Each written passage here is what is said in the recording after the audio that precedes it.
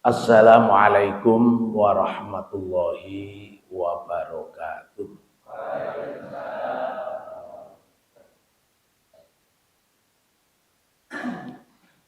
Alhamdulillahilladzi amarona bil qiraah biqaulihi iqra bismi rabbikal ladzi khalaqal insana min 'alaq. Asyhadu an la ilaha illallah wahdahu la syarikalah wa asyhadu anna Muhammadan abduhu wa rasuluh. Allahumma shalli wa sallim ala nabiyyina Muhammadin wa ali Muhammad.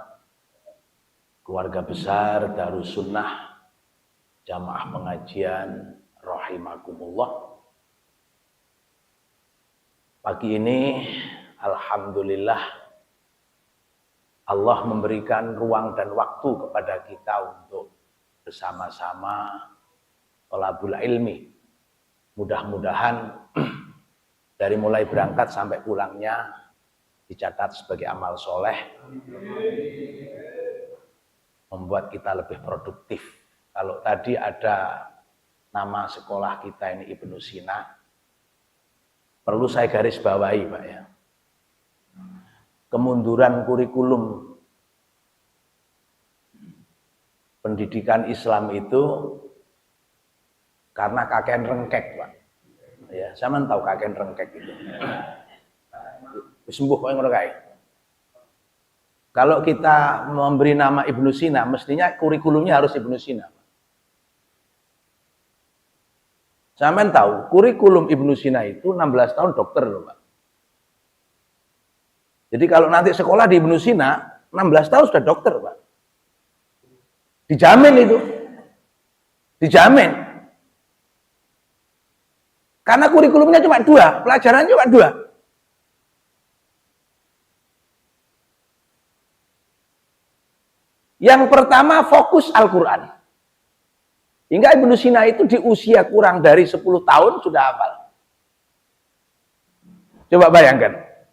Fokus Al-Quran. Gak ada yang lain-lain. Coba bayangkan, Ibnu Sina itu bukan orang Arab. Bukan. Ya orang Ajam katanya kan begitu. Non Arab namanya Ajam. Kalau saya ini Arab pati genah, Pak. Ya, generasinya generasi stunting, jadi rodok dulu gak ketok nanti. Nah, setelah hafal Quran, beliau mengambil peminatan. Ini catat. Al-Quran fokus, terus peminatan. Kebetulan peminatannya itu kedokteran, Pak. Jadi setelah hafal Quran, kebetulan peminatannya adalah kedokteran. Dan di situ dia punya 2 kesulitan. Pertama bahasa, yang kedua literatur. Karena bahasa kedokteran itu banyak dari Yunani.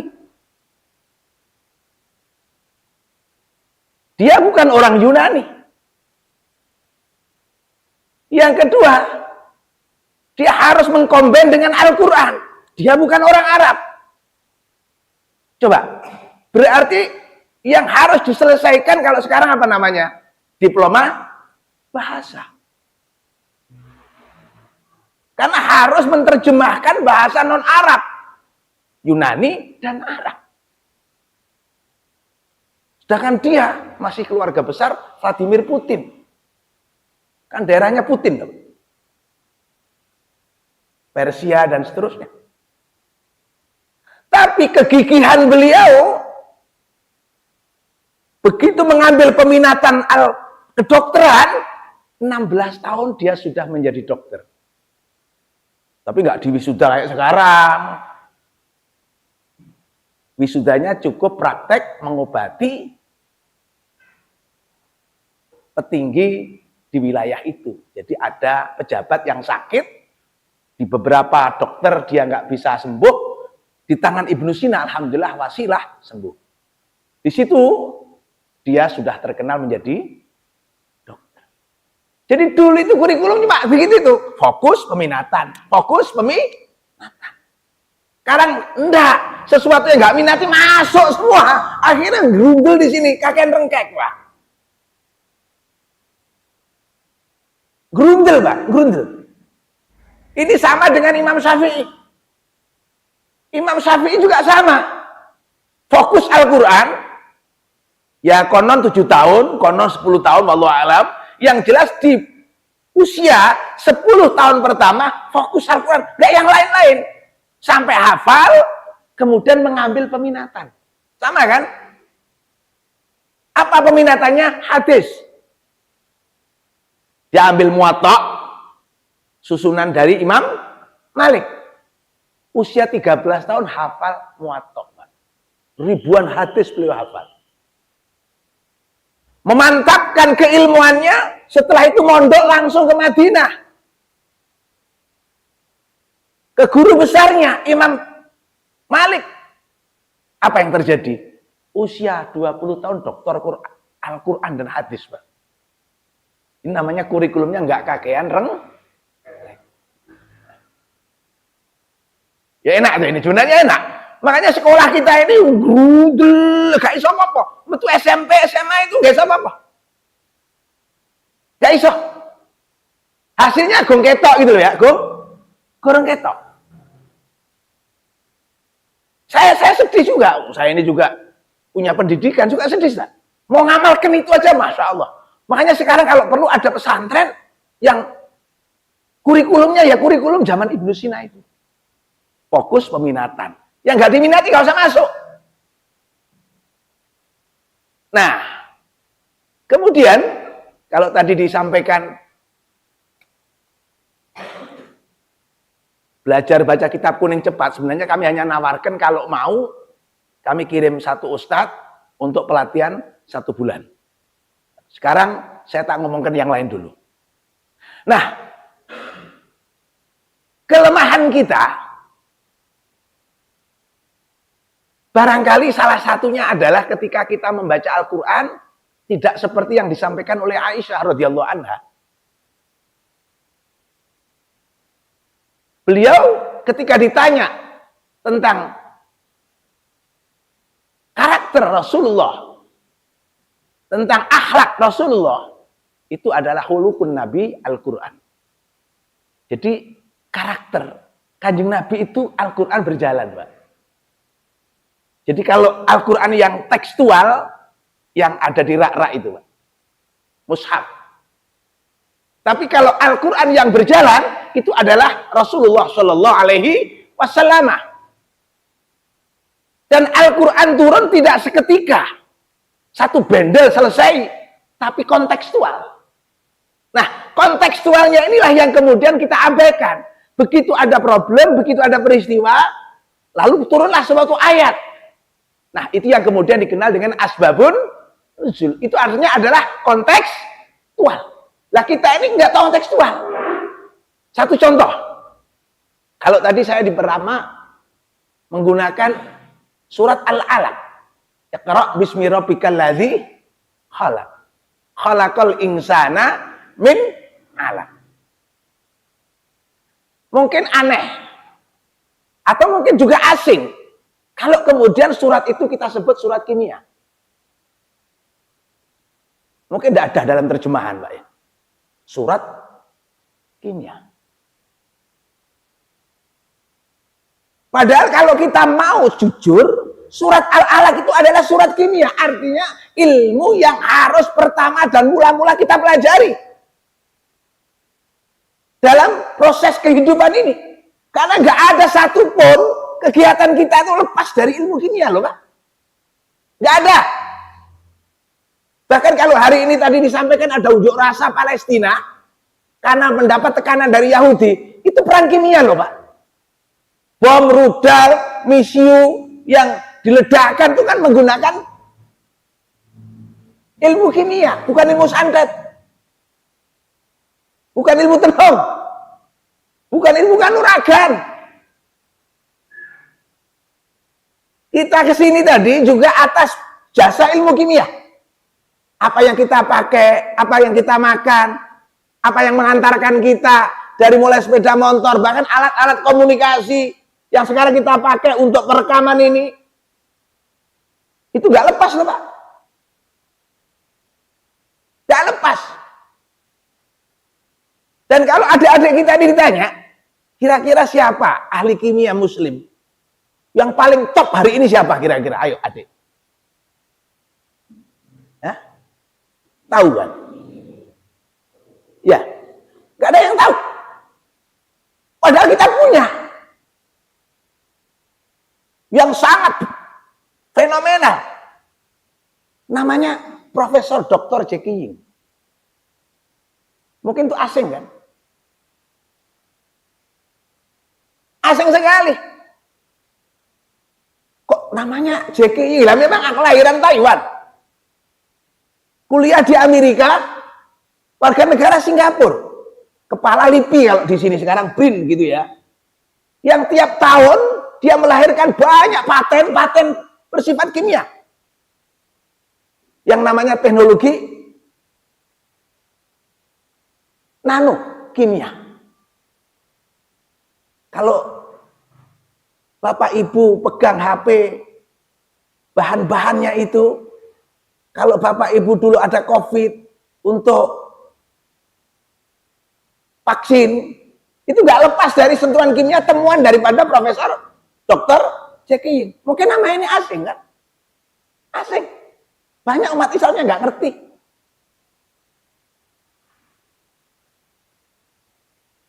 Nah, kenapa saya katakan tadi surat kimia? Coba jenengan lihat.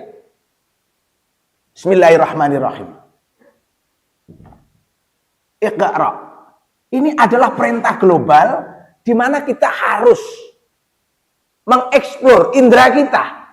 Apa itu mata kita, apa itu hati kita. Inna sam'a wal basara wal fu'ada kullu ulaika kana anhu mas'ula. Itu semua adalah indera qiraah. Jadi membaca itu bisa dengan indera lahir, namanya sam'a wal basar. Ada indera batin, wal fu'ada. Nah, itu namanya indera qiraah. Iqra. Bismi rabbika.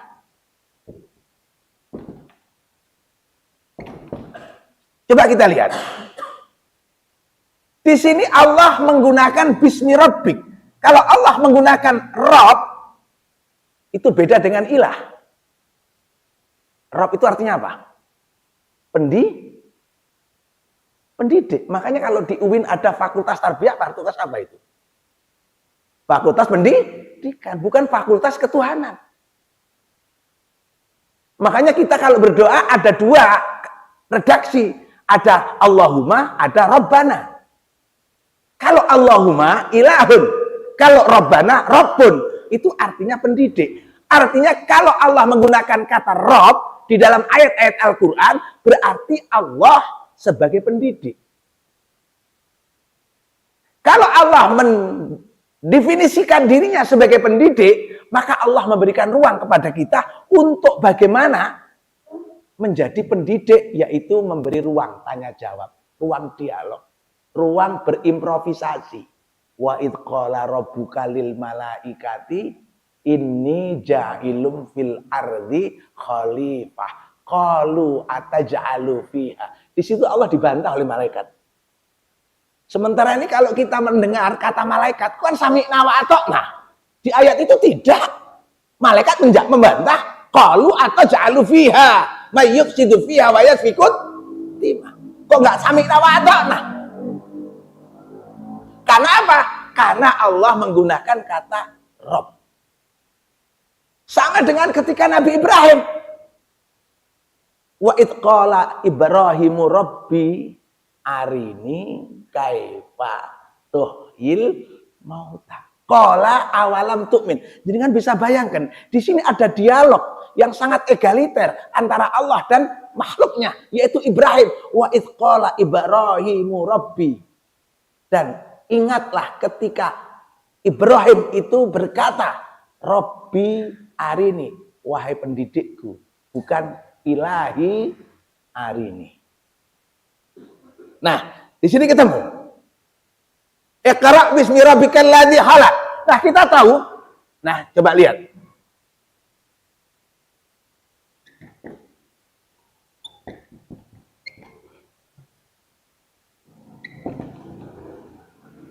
Khalaqal insana min 'alaq. Alaq ini kimia loh. Proses kimia.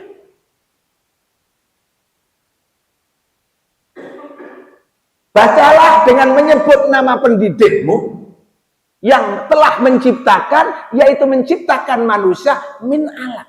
Alaq itu kimia.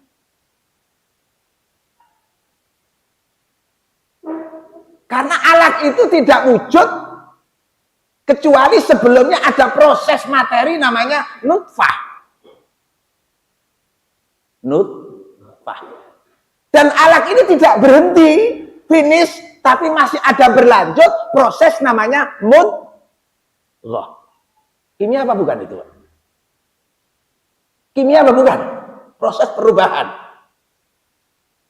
Dan nutfah ini perubahannya nggak tiba-tiba. Nutfah ini sebelumnya dari mimani yumna, dari air laki dan air perempuan. Terjadi proses perubahan kimia yang sangat luar biasa dahsyat. Dalam biologi ini, Masya Allah, dari semula hanya setetes air menjadi komposisi tubuh yang sangat luar biasa unik, namanya manusia. Dan durasi waktunya oleh Nabi sudah dijelaskan. Apakah Nabi pernah kuliah embriologi? Juga enggak. Tapi beliau menjelaskan proses perubahan kimiawi dari nutfah ke alaqah, alaqah ke mudghah itu masing-masing arba'ina yauman, 40 hari. Nutfahnya 40 hari, alaqahnya 40 hari, mudghahnya 40 hari. Proses daripada kimia biologi ini, nutfah, alaqah, mudghah, dari maniumnya sampai terus menjadi wujud manusia seperti kita, itu dalam satu ruangan. Namanya pondok pesantren Baitur Rahim.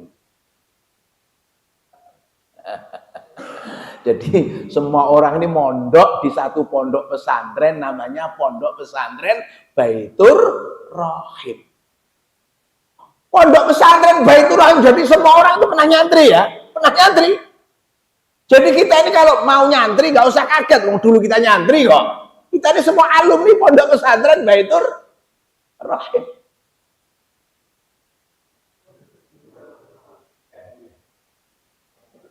Ya kan? Ini pesantren kita. Masya Allah. Perubahan unsur kimia di sana luar biasa. Pesantren Baitur Rahim ini dindingnya kokoh sekali. Digambarkan sangat kokoh.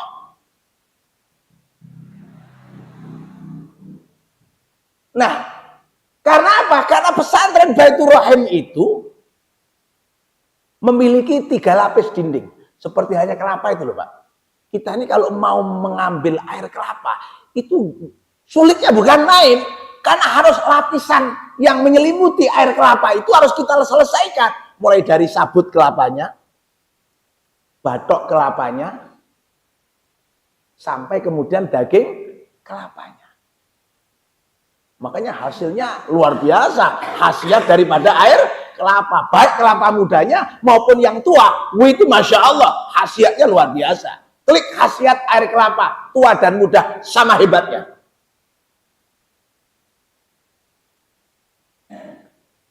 Rahim ini juga sama. Ada istilah lapisan perimetri dan endometrium. Artinya lapisannya sama dengan sayatan kelapa. Masya Allah, kenapa kok begitu kokoh? Dilapisi 3 lapis dinding. Karena di situ ada santri baru yang sedang belajar untuk bisa mencapai derajat nutfah, alaqah, mudghah. Ini proses kimia yang luar biasa. Cuma jarang kita ini yang kemudian pesantren mengajarkan ilmu kimia. Pesantren tuh wah seneng kalau sudah santrinya hafal Quran. Nggak masalah. Bagus. Saya juga punya pondok pesantren tahfidz itu ada 4. Tapi saya geleng-geleng kepala. Ketika dia sudah keluar, terus Al-Quran hidupnya itu belum kelihatan. Masih sebatas untuk pribadinya.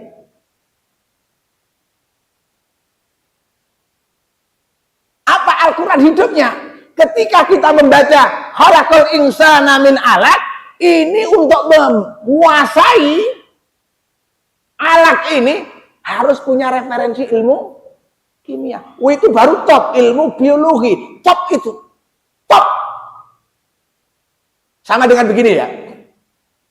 Ada namanya surat arkeologi. Al-Quran itu ada namanya surat arkeologi. Apa adik-adik kenal? Ada surat arkeologi. Ya, ada. Ada enggak?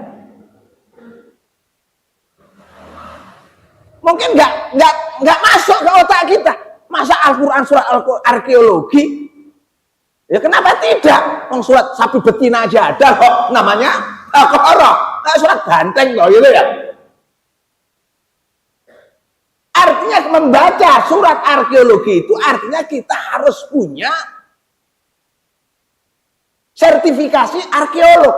Baru kita ini jos. Kalau tidak, ya sekedar menyampaikan saja. Apa surat arkeologi itu? Al-Kahfi. Ya, Al-Kahfi. Sampai lihat surat Al-Kahfi itu, tokoh-tokoh yang ditampilkan, lokasi, sejarah yang membuat narasi tokoh itu, semua harus dikaji oleh ilmu arkeologi. Kalau tidak, kok cerita tok sampean. Padahal surat Al-Kahfi ini surat fit and proper test kenabian. Fit and proper test kenabian. Orang Yahudi itu menguji Muhammad itu nabi atau bukan, itu salah satunya dari Al-Kahfi itu. Kongkon takon nang Muhammad apa ngerti Al-Kahfi. Ternyata nabi diberikan wahyu langsung dijawab dengan wahyu itu. Baru orang Yahudi taslim. Pertanyaannya, apakah nabi itu arkeolog? Bukan. Tapi Al-Kahfi full arkeolog. Catat ini. Kenapa dikatakan arkeolog? Pertama cerita tentang Ashabul Kahfi. Fityatun amanu, sekelompok pemuda yang beriman. Yang katanya salasah, katanya khamsah, katanya sab'ah. 4-nya anjing, 6-nya anjing. Kan begitu. 8-nya anjing. Mana yang benar? Menjadi diskusi menarik. Kan begitu.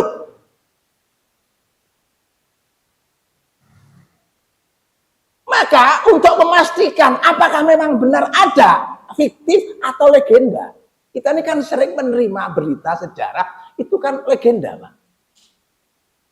Ngerti ya, Masjid Darussunnah ini masjid sing biyen dibangun kursa wengi. Itu namanya legenda. Roro Jonggrang itu. Candi Prambanan.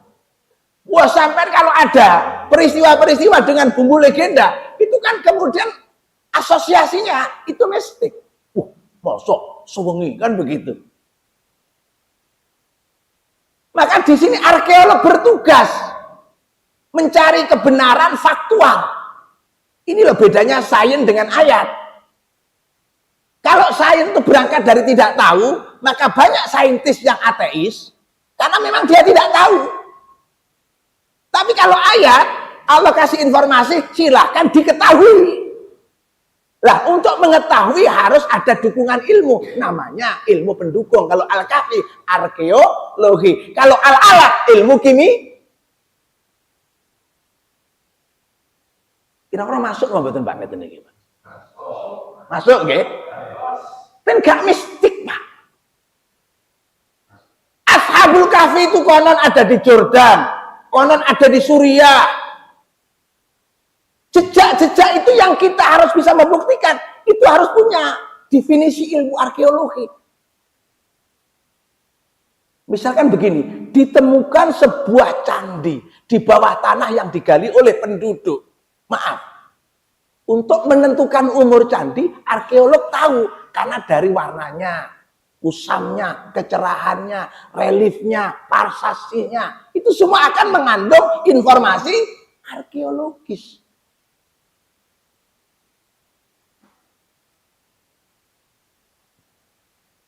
Seperti kalau ada mumi Fir'aun, itu yang bisa menjelaskan arkeolog. Umurnya berapa tahun?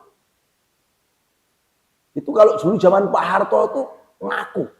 Dulu nggak ada yang ngaku. Karena di Gua Puisek baru cerita deh. Nah, jadi arkeologi ini penting. Yang kedua, Sahibul Jannatain. Cerita dengan dua orang yang sedang berdialog. Yang satu pengusaha sukses, kebun. Yang satu pengusaha kurang sukses. Yang kebetulan yang kurang sukses itu beriman. Yang enggak, yang sukses tidak beriman. Zaman saya gila, sing suki kok Cina kan gitu ya. Sing oligarki kok Cina kan gitu ya. Sing larat kok awake dhewe gitu ya. Itu dialog, ada dua orang berdialog. Yang satu digambarkan personifikasinya sogeh, berhasil, sukses duniawi. Duitnya enggak berseri kan begitu. Sedangkan kita yang enggak sogeh ini beriman. Itu perlu penelitian jejak arkeologis. Yang ketiga apa coba? Ashabul Kahfi di surat Al-Kahfi. Pertemuan Nabi Musa dan Nabi Khidir. Itu kan ada disebutkan Majma'al Bahrain, lokasinya di pertemuan dua lautan. Mesti dicari itu di mana? Di Krikilan. Tempat saya itu pas pondok pesantren ada sungai, dua sungai bertemu dari utara dari barat. Tempat saya itu betul, sampai ke sana ayo. Tak dudui sampean. Kalau kalian kepengen ketemu tempatnya Nabi Musa Khidir ketemu, ya di sana Majma'al Bahrain. Iya. Saya punya pesantren itu pas tengahnya ada sungai. Bertemunya dua sungai. Nabi Khidir wah, sering di situ. Namanya apa itu?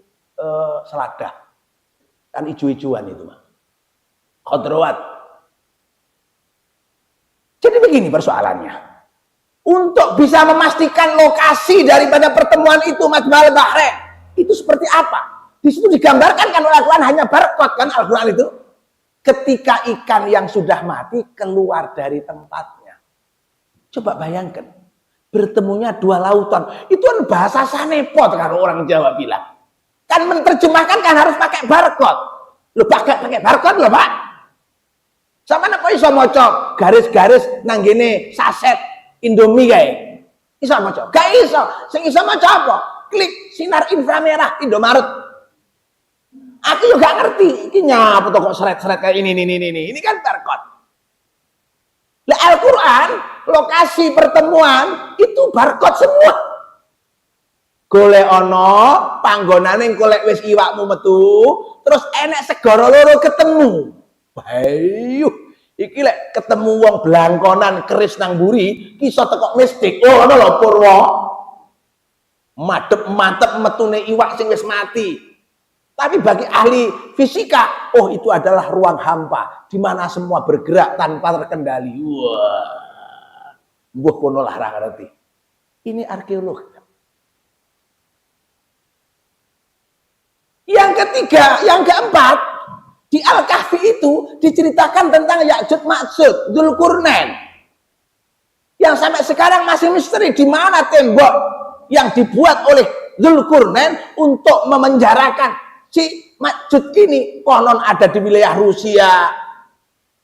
Mungkin di dekat Kumitil, Pak. Siapa tahu. Tapi artinya untuk memastikan itu apa cukup dengan ilmu bayangan, ilmu angen-angen, ilmu khayalan? Tidak cukup. Saintis, orang-orang yang bergerak di bidang sains hanya percaya kalau ada bukti arkeologis. Berarti surat Al-Kahfi kita sebut dalam tanda petik surat arkeologi. Untuk memahami isi daripada Al-Kahfi harus ada sarjana arkeologi, Pak. Lo SAG sarjana agama cerita tentang Ashabul Kahfi, yo kok jereke kan begitu. Sarjana sastra cerita tentang Dzulqarnain, ya jereke. Tapi kalau saintis, orang-orang yang bergerak di bidang sains, dia perlu data. Dan data itu adalah sumber ilmiah yang sudah ditetapkan oleh Al-Quran. Tanpa data Al-Quran nggak nerima loh Pak. Ada kitab data itu.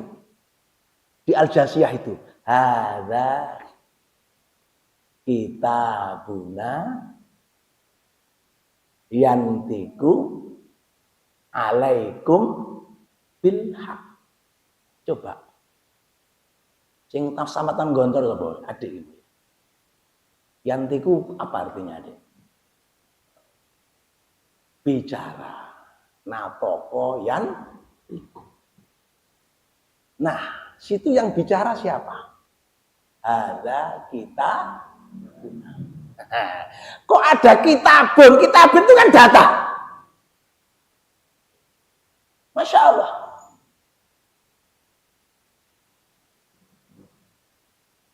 Kalau kita ngomong tentang fakta yang benar, dipercaya, bisa diuji publik, secara ilmiah dipertanggungjawabkan, harus ada kitabuna. Harus ada kitabuna. Baru kita ngomong yantiku berbicara, alaikum bilhaq. Kenapa? Karena semua ada CCTV-nya. Ada rekam jejaknya. Mana CCTV-nya? Inna kunna nastansihu ma kuntum. Saya mencatat, suruh mencatat semua, klik. Saya kesini itu tadi dicatat oleh Allah. Nanti habis ini kemana? Karena saya sebagai orang tua, saya dari sini nanti anak nangis, Pak, sesok deloken. Aku arepe panggung gembira nang Gontor. Bayu. Tapi ya wong tua. Besok kan dimantingan. Wis, ya wong tua iwane sesuk tak budal rono, coba bayangkan. Maaf. Islam itu beda data loh, Pak. Berarti kalau kita membuka Al-Kahfi, kalau beda data harus jadi arkeolog. Kalau kita buka surat Al-Alaq beda data, kita harus paham kimia. Saya tambahkan satu lagi, biar tidak terlalu banyak. Citok telu ya Pak ya. Jadi kita ini harus memperbaharui cara pandang kita. Karena begini, kalau Al-Quran berjalan, itu adalah Rasulullah SAW kata Aisyah, itu dibuktikan oleh seorang tokoh yang sekarang hasil karyanya, waduh punya aset triliunan Pak. Duit utuh nyel, sing ketok nang satu bank saja 15 triliun nyel. Ketok nyel nih. Urung yang ndak nyel-nyel itu, Bang. Namanya Kiai Haji Ahmad Dahlan. Kiai Haji Ahmad Dahlan itu kan Al-Quran hidup. Artinya dia membaca Al-Quran tidak berhenti di qiraatnya, tapi di amaliyah. Ketika beliau mengajarkan Al-Ma'un, beliau tidak serta-merta terus lanjut ke surat yang lain.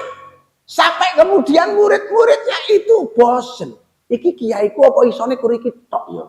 Bolak balik sing diwacane, sing dijekne Qur'an ara'aital ladzi yukadzibu biddin. Mungkin Mbak, kalau jenengan ngaji pada seorang ustadz, temanya sama, bener kan sampean? Kok panggahku ya? Itu yang terjadi pada Ahmad Dahlan ketika itu. Lalu Ahmad Dahlan balik bertanya, si kita terus nih. Tapi saya mau tanya, apa wis mbok amal nih surat kecerdasan sosial ini? Al-Ma'un kan surat kecerdasan sosial. Maksudnya, kowe apa ya tahu? Ngopeni cah mas yatim, bantu wong miskin, kan urung tahu. Ayo dipraktek nih.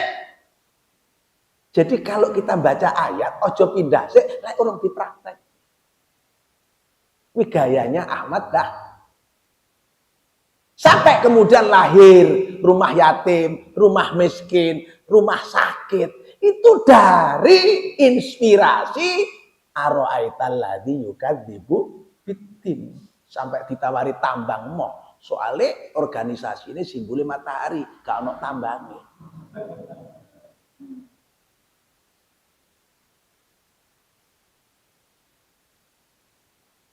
Coba lihat bagaimana Muhammadiyah sebesar itu. Sampai isongin ngutangi negara 1 triliun lebih. Urung ditagih karo Muhammadiyah nanggine negara itu, urung ditagih. Nek sampean kan golek proposal nanggine bupati, golek bantuan kan ngono ya.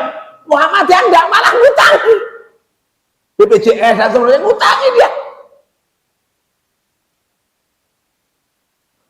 Itu karena apa? Karena Al-Quran itu hidup.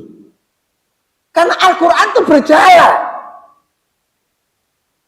Hingga kalau kita belajar al-alat, dukungannya harus paham ilmu kimia, ilmu biologi. Iki kok tiba-tiba khalaqal insana min alaq. Kok tidak khalaqal insana min turab, khalaqal insana min ma. Kan banyak itu min turabin, min ma'in, min sulalatin, min tin. Kok tiba-tiba diambil di tengahnya? Allah yang menciptakan manusia dari alat. Alat ini proses di tengah-tengah. Yang tadi disebut Baitur Rahim. Maka kalau mondok itu jangan seringkali diendangi, Pak. Masih proses nutfah diendangi. Ya, bubar. Bubar. Nutfah itu diendangi ya bubar, Pak. Orang kerasan gak mulai. Pengindangi kalau sudah kapan? Kalau sudah mudghah, ketika sudah mendapatkan ilmu, tsumma yursalu ilaihil malaku fayanfahu fi'ir ruh. Kalau sudah dapat ilmu patang perkara. Aja mulih-mulih kok pondok le, lek kowe urung duwe ilmu petang perkara iki. Siji, ngelmu tentang bikat birizkihi. Aja mulih lek urung ngerti ilmu rezeki.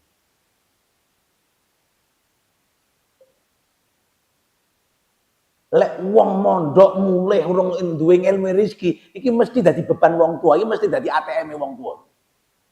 Pula balik saldo wae digoleki. Ini. Nomor loro wa ajalihi, aja mulih-mulih lek urung ngerti gunane umur. Nomor telu wa amalihi, lek urung iso megawe. Nomor 4 nasib. Kan ilmu tuh, Pak. Ini ilmu diberikan ketika janin setelah mudghah 40 hari ketiga 120 hari. Ya minimal petang wulan lah diparani, setengah tahun. Nah, jadi di sini jelas. Yang ketiga apa? Coba kita lihat lagi.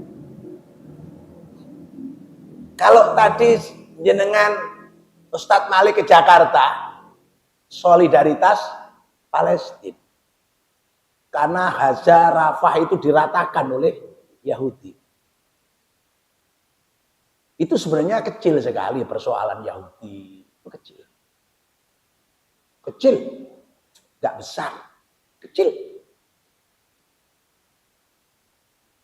Kecil. Kalau negara tetangga sekitarnya itu sepakat saja, orang ngedol minyak saja ke Amerika, selesai kok. Hah? Iya apa enggak? Itu dulu pernah dilakukan oleh Raja Faisal. Gak ngedol minyak wes loh, mari beres wes. Karena sumber segala masalah ada penjualan minyak. Minyak ini sebagai sumber industrialisasi. Gak ada minyak industri lah mandek toh, Pak. Lah wis mandek jange lapo gawe rudal, gak iso. Gawe tank, gak iso. Gawe pesawat, gak iso. Barat itu bergantung kepada minyak Arab. Umpama Arab ini ngedekne minyak, selesai kok. Maaf, gobloknya wong Arab. Loh, ini selesai kok sebenarnya. Iya apa Pak?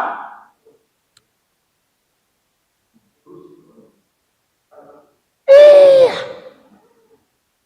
Itu masalahnya selesai di situ. Karena pasokan-pasokan senjata yang dipakai membunuh orang Palestina itu dari pabrik-pabrik di Amerika, pabrik-pabrik di Inggris, pabrik-pabrik di Jerman.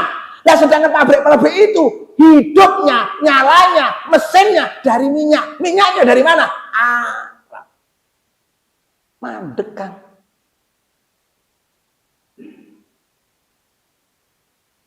Saya bukan orang bodoh, tapi kira-kira juga pinter. Loh, selesai kok. Dan syarat utama untuk bisa memenangkan pertarungan, jenengan harus membuka surat Al-Quran, namanya surat metalurgi. Kalau tadi ada surat kimia, ya, khalaqal insana min alaq. Ada surat arkeologi, surat Al-Kahfi, ada surat metalurgi. Adik tahu surat metalurgi? Ya, ini kalau melihat HP mesti game ya. Mas yang dari Gontor, apa surat metalurgi? Gak ngerti ya? Masya Allah. Nah ini, yang dari Gontor aja tamat, gak ngerti Pak.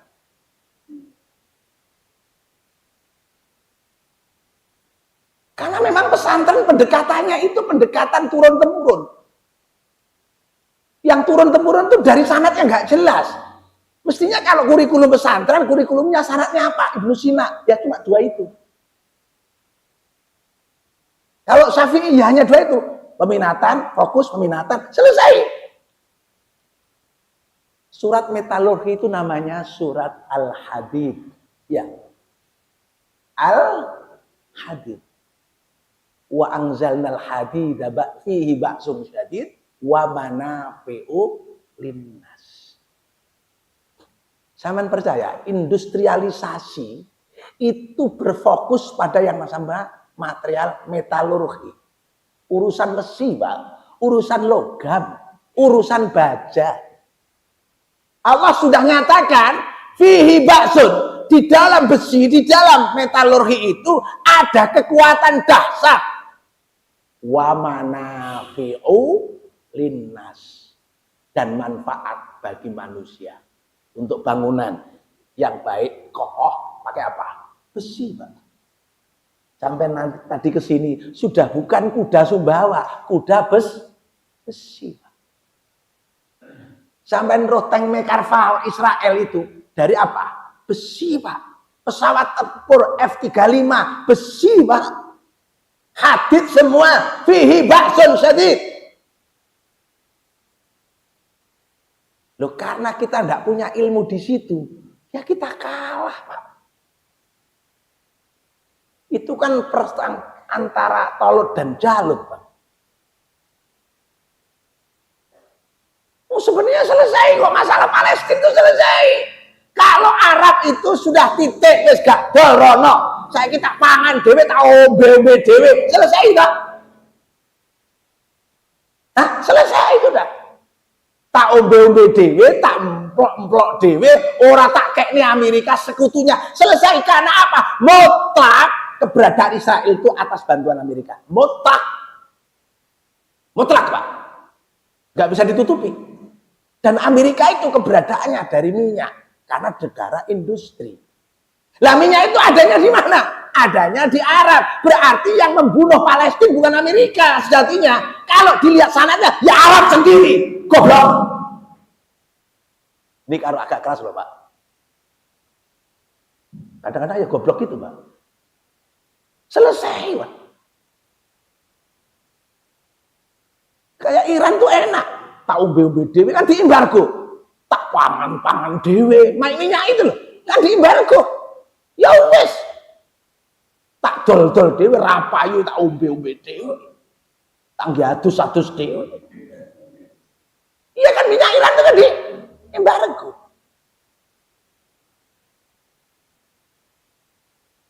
Makanya sekarang seruannya selesai. Ya ayyuhal arabiyun, wahai orang-orang Arab, iqtata faqta'u al-alaqah bainakum wa bainal Irabiyyin wa bainal Amerikiyin. Selesai kan? Wong Israel itu hanya boneka ya Pak. Hanya boneka. Bonekanya Sohyuniul Alam yang berpusat di Amerika.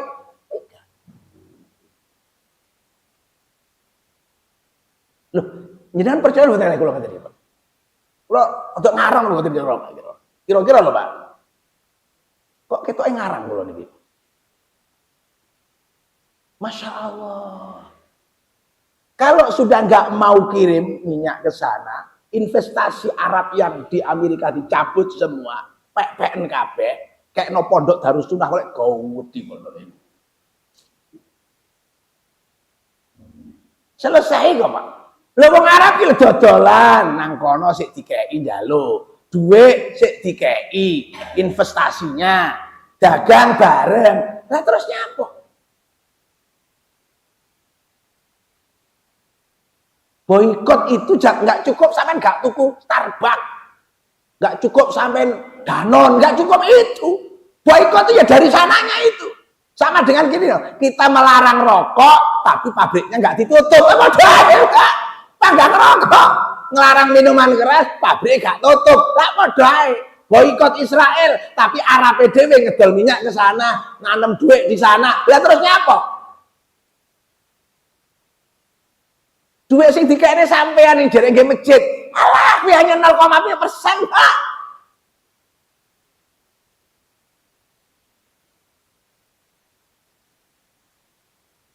Ini cerita. Makanya kita harus memahami surat Al-Hadid itu dari ilmu metalurgi. Di ITB sana ada loh, fakultas metalurgi itu ada. Sing khusus, akhirnya tukang pandai ya Pak ya. Tukang pandai, nggak keris, nggak latih, nggak pacul itu ya. Itu fakultas metalurgi ala Ambulu kan gitu ya. Itu Pak. Di Al-Quran itu ada tokoh-tokoh yang menggunakan metalurgi untuk kegiatan-kegiatan kemasyarakatan. Wa alanna lahul hadid. Siapa itu? Nabi Daud. Nabi Daud itu mampu membuat industri metalurgi. Alanna, membuat lunak, membuat besi itu iso dibentuk. Zaman numpak sepeda motor yang nggih besi mestinya dibentuk dari rangka. Dibentuk Pak. Wa'alanna itu hadis. Ayatnya wa'alanna lahul hadis. Lalu dipakai industri untuk membuat tembok besar daripada Zulkarnain untuk Jetpajut. Itu kan juga alanna lahul hadis bagiannya itu. Maka anak-anak kita kalau belajar al-hadid harus dibarengi dengan kimia besi. Besi itu nggak ada material di sini Pak. Langit wa anzalnal hadida. Karena nggak cukup pemanasan di bumi untuk membuat besi itu nggak cukup. Matahari ini nggak kuat. Jadi besi ini produk di luar tata surya, konon begitu.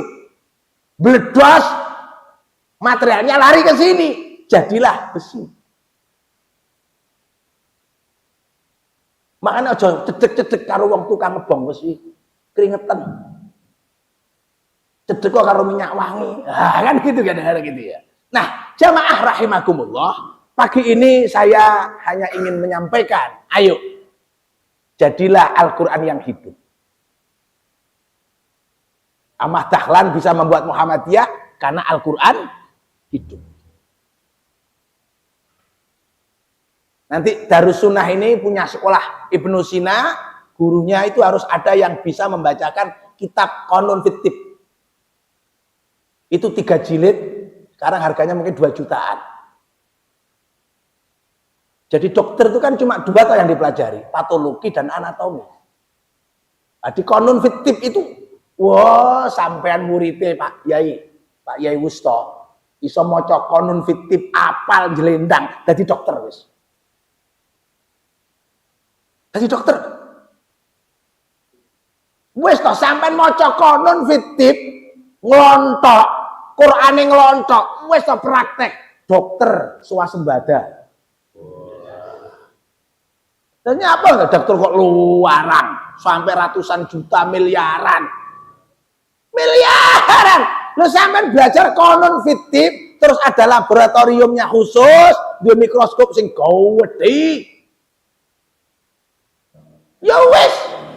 Terus alat-alat uji coba itu dulu dilakukan oleh Ibnu Sina itu, Pak. Wis toh, ora sampe lu kurikulum negara ruwet, negara kakean rengket. Ora minterne uang, kurikulum negara itu gak minterne uang, Pak. Yakin gak? Sampe dulu arek-arek sekolah SD negeri, SMP negeri, SMA negeri. Kira-kira takoki bahasa Inggris apa iso lek gak kursus. Sing isane paling kan kursus, Pak. Sekolah gak iso. Gak iso. MTS sampai sana aliyah negeri, tidak. Lek gak melok TPQ ra iso ngaji, Pak. Gak iso. Kenapa? Karena kurikulumnya memang bukan untuk dibuat bisa, dibuat gerambyang gitu loh, Pak. Lek gerambyang kan bodoh kabeh. Lek bodoh kabeh kan terus kadal fakru ayakuna kufron. Kok terus melarat loh, Pak. Lek melarat terus ketergantungan, iso dituku karo bansos lek ngono, Pak. Tujuannya ngono-ngono kuwi tok janjane. Tujuannya ngono kuwi tok. Maka saya berharap sedikit yang saya sampaikan ini menjadi inspirasi bagi semua. Jadi ada surat kimia, ada surat arkeologi, ada surat metalurgi. Maksud saya, kalau mempelajari surat-surat itu sampai tuntas, itu harus ada dukungan-dukungan ilmu seperti itu. Mudah-mudahan bermanfaat, dan untuk kajian tentang itu saya akan kirim kalau dibutuhkan nanti satu saat, 1 bulan bisa. Terima kasih. Wa'alaikum minkum. Nasrun minallah, fathun qarib. Assalamualaikum warahmatullahi wabarakatuh.